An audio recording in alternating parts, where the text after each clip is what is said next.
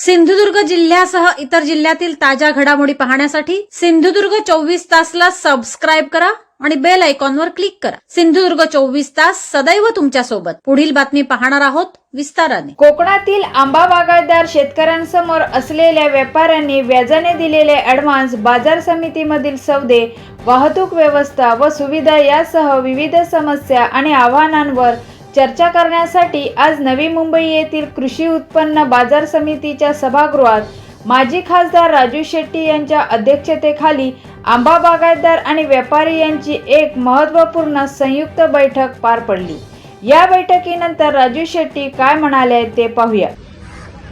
आज नवी मुंबई कृषी उत्पन्न बाजार समितीमध्ये आंबा व्यापारी, त्याचबरोबर आंबा बागायतदार शेतकरी आणि नवी मुंबई कृषी उत्पन्न बाजार समितीचे सचिव शरद कुमार जेरे, त्याचबरोबर बाजार समितीचे काही ज्येष्ठ संचालक यांच्या सहित एक बैठक झाली आणि त्या बैठकीमध्ये आंबा बागायतदारांच्यावर आलेला प्रसंग आणि सातत्यानं तामिळनाडू, मद्रास, त्याचबरोबर कर्नाटक, गुजरात, केरळ या बाहेरच्या राज्यातून आलेला आंबा हापूस या नावानं विकला जातो, ज्याची गुणवत्ता आणि कोकणच्या हापूस आंब्याची गुणवत्ता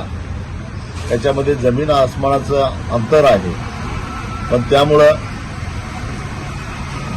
जी हक्काची बाजारपेठ आहे कोकणच्या, विशेषतः देवगड, रत्नागिरी आणि वेंगुर्ला हापूसच्या आंब्याची जी हक्काची बाजारपेठ आहे ती कुठेतरी विचलित व्हायला लागलेली आहे। ग्राहकांच्या मध्ये गुणवत्ता कमीचा आंबा पुरवल्यामुळं नाराजी निर्माण व्हायला लागली आहे, त्याचा विपरीत खपावर परिणाम व्हायला लागला आहे। तेव्हा या बाहेरील राज्यांना, विशेषतः बाहेरून आलेला जो आंबा आहे तो कोकणचा हापूस म्हणून जो विकला जातो त्याच्यावर कडक कारवाई करण्यात यावी।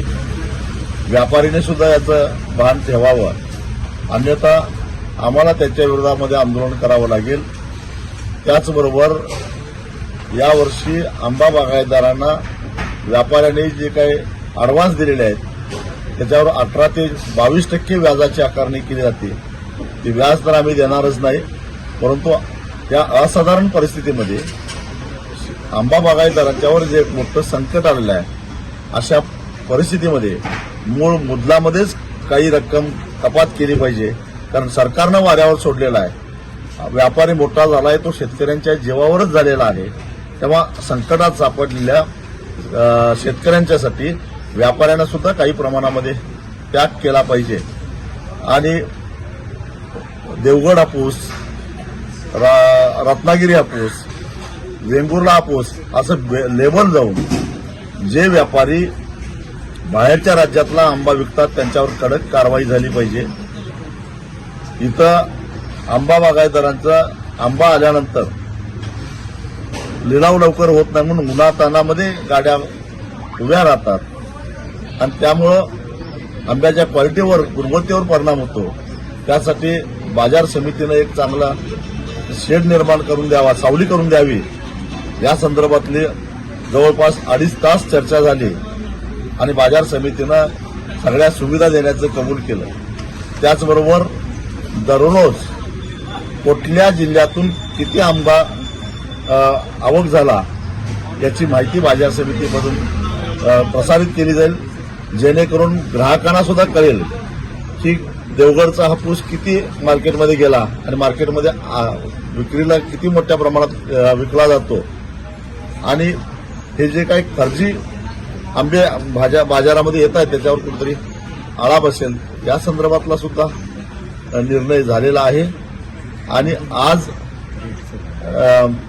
आंबा बागायतदारांना अडचणीच्या काळामध्ये जो काय आता निसर्गाच्या तडाख्यातून वाचलेला आंबा आहे तो अधिक भावानं विकला पाहिजे, त्यासाठी व्यापाऱ्यांनी सुद्धा सहकार्य करावं असं ठणकावून सांगितलं। व्यापाऱ्यांनी सुद्धा कबूल केलं आणि हे सहकार्य जर व्यापाऱ्यांनी केलं नाही तर लॉकडाऊनच्या काळामध्ये आंब्याचं अमाप उत्पादन झालेलं होतं. बाजार समित्या बंद होत्या, पण तरी सुद्धा बागायतदारांनी आपला आंबा थेट ग्राहकांच्या पर्यंत विकलेला होता आणि त्यात चांगला पैसा मिळाला होता. हा अनुभव आमच्याकडे ताजा आहे. आणि अशा व्यापाऱ्यांनी जर का सहकार्य केलं नाही तर आम्हाला आमची बाजारपेठ स्वतंत्रपणानं शोधावं लागेल असंही ठणकावून सांगितलं. सगळ्या व्यापाऱ्यांनी एक सुरामध्ये शेतकऱ्यांच्या मागे खंबीरपणानं राहायचं कबूल केलेलं आहे. आम्ही 8 दिवस बघू. जर याच्यामध्ये काही बदल झाला, व्यापारी सहकार्य करत नाहीत म्हटलं तर वेगळ्या पद्धतीनं व्यापाऱ्यांना सुद्धा आम्ही निश्चितच पटणीवर आणू. सिंधुदुर्ग जिल्ह्यासह इतर जिल्ह्यातील ताज्या घडामोडी पाहण्यासाठी सिंधुदुर्ग 24 तासला सबस्क्राईब करा आणि बेल आयकॉनवर क्लिक करा. सिंधुदुर्ग 24 तास सदैव तुमच्या सोबत.